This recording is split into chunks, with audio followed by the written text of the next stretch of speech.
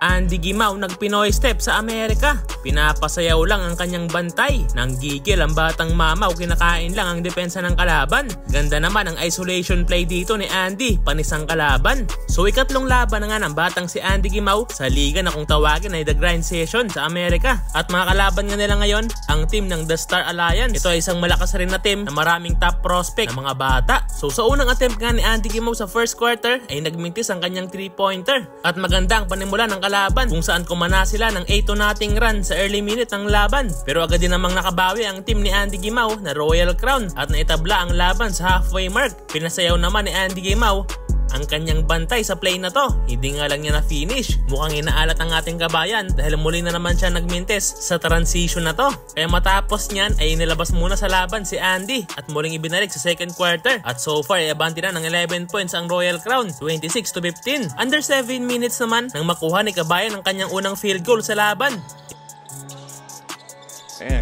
At sinundan pa yan ng isang 3-pointer ni Jacob McGregor na teammate ni Andy. Solid din ang 7-footer big man na teammate ni Andy Gimao. Nangangalabaw sa ilalim. At eto, ginamit na ni kabayan ang Pinoy step.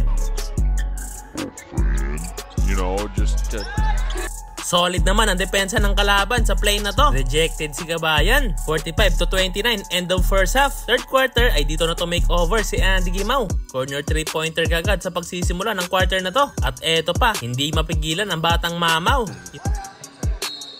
And that just gets...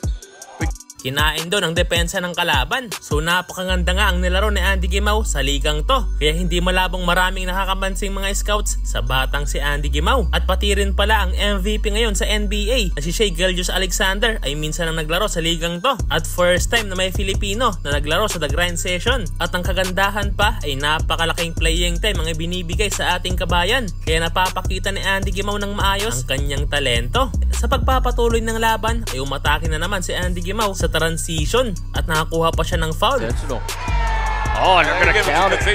At eto pa, isolation play kay kabayan. You're gonna have to play it out now. Yeah, I would have fouled early.